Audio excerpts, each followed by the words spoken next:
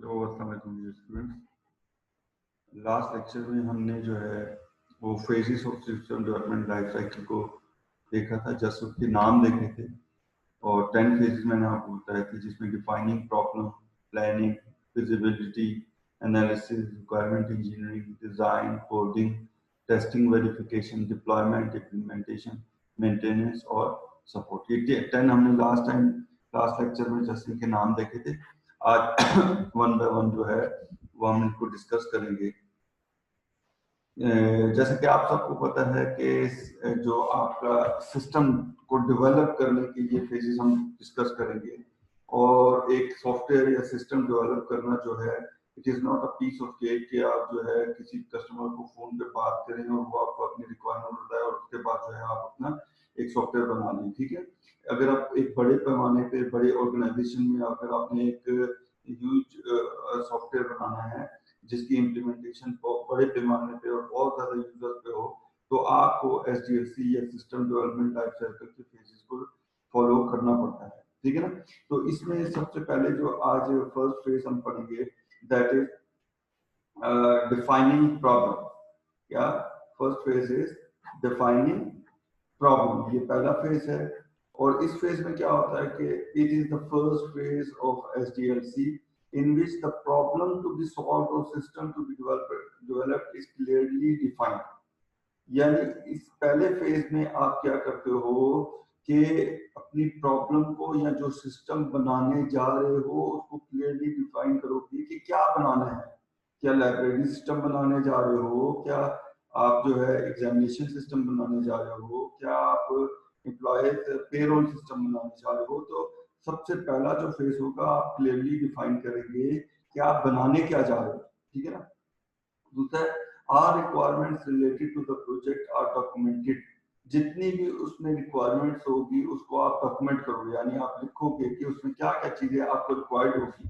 And approved from the customer और the company. And approved from the customer और the company. Customer वो होगा जिसके लिए आप सॉफ्टवेयर या सिस्टम बनाने जा रहे होगे। आप जारी बात है, जब सॉफ्टवेयर बनाते हो या सिस्टम बना रहे होगे, वो किसी कस्टमर या क्लाइंट या कंपनी के लिए बना रहे होगे। तो इस डिफाइनिंग प्रॉब्लम जो पहला फेज होगा, उसमें आप जो है अपने प्रोजेक्ट को जितनी भी उसकी रिक्वायरमेंट है उसको डॉक्यूमेंट करोगे और उसके बाद उसको जो है अप्रूव करवाओगे कस्टमर के से, यानी जिसके लिए आप बनाने जा रहे हो उससे उससे फाइनल बात करके कि ये चीज बनानी है, और वो ओके करेगा और उसके बाद वो अप्रूवल उसका होगा। उसके बाद जो है हमारे पास नेक्स्ट है, the project is design and develop according to this requirement. और जो रिक्वायरमेंट को आप लिखोगे डिफाइनिंग प्रॉब्लम फेज में, पहले फेज में, फिर जो आपका ओवरऑल प्रोजेक्ट या सिस्टम या सॉफ्टवेयर बनेगा वो इन्हीं रिक्वायरमेंट के हिसाब से फिर बनेगा। फिर आपको आसानी हो जाएगी ना, क्योंकि पहले ही आप लिख लोगे कि क्या क्या बनाना है, क्या क्या प्रॉब्लम सोल्व करनी है, कस्टमर ने ये अप्रूव कर लिया है, फिर उसी के हिसाब से आप जो है वो सारा सिस्टम। सपोज आपने system examination system, student examination system develop करना है, तो उसके लिए प्रॉब्लम डिफाइनिंग क्या होगा, a students examination system needs to be developed to cover all aspect from conducting examination and generating the exam. यानी इसका प्रॉब्लम स्टूडेंट एग्जामिनेशन का स्कोप तो अब बहुत बड़ा है ना। अब स्टूडेंट एग्जामिनेशन सिस्टम में आपने क्या चीज बनाना है, ये का जो प्रॉब्लम सॉल्विंग है या डिफाइनिंग प्रॉब्लम ये है कि स्टूडेंट एग्जामिनेशन सिस्टम बनाना है जो आपके ऑल एक्सपेक्ट्स को कवर करेगा, एग्जामिनेशन से लेकर रिजल्ट जनरेशन तक। एग्जामिनेशन से लेकर रिजल्ट जनरेशन तक जो है वो इसका स्कोप होगा। यानी आप इसी चीज को देखते हुए आप अगर इसमें ये आता कि फी जनरेशन भी हो तो फिर आप फी एस्पेक्ट भी इसमें डालोगे। लेकिन अब जब चूंकि सिर्फ एग्जामिनेशन सिस्टम है तो आप एग्जामिनेशन सिस्टम से रिलेटेड जो भी चीजें हैं वो इसमें डालोगे। तो फर्स्ट पेज हमारे पास क्या है, डिफाइनिंग प्रॉब्लम। अच्छा जी, नेक्स्ट फेज हमारे पास क्या है, next phase is planning phase.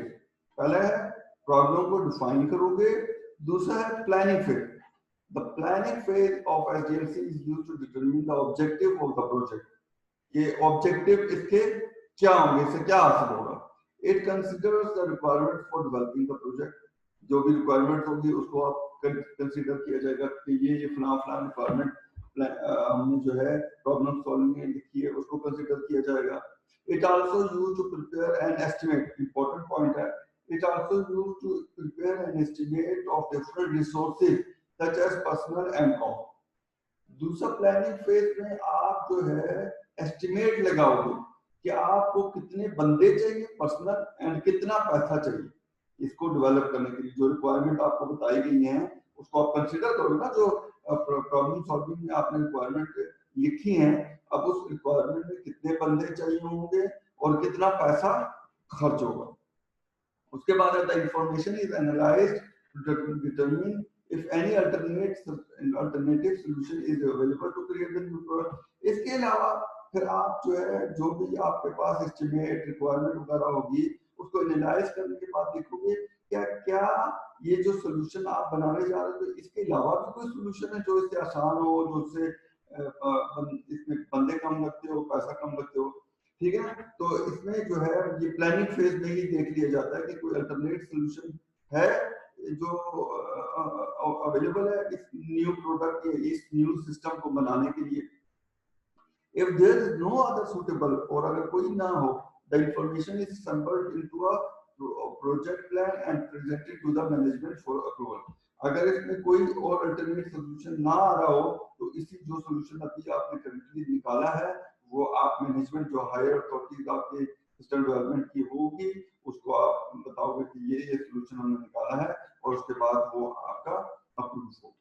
Example क्या है, planning for student examination system is used to set the goals. It also prepares an estimate of resources such as personal. कोई बात कर रहा है जो ऊपर की गई है कि अगर आपने स्टूडेंट एग्जामिनेशन सिस्टम भी बनाना है तो उसमें भी आप जब प्लानिंग कर रहे होगे तो आप रिसोर्सेज का, बंदों का और कॉस्ट का जो है एस्टिमेट लगाओगे, ठीक है।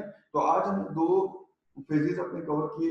एक फेज हमारे पास जो है पहला phase that is defining problem और दूसरा फेज हमने जो कवर किया है दैट इज प्लानिंग फेज। तो इंशाल्लाह हम नेक्स्ट में मजीद इसके फेजेस को कवर करेंगे। आज के लिए इतना ही। अल्लाह हाफिज़ स्टूडेंट्स।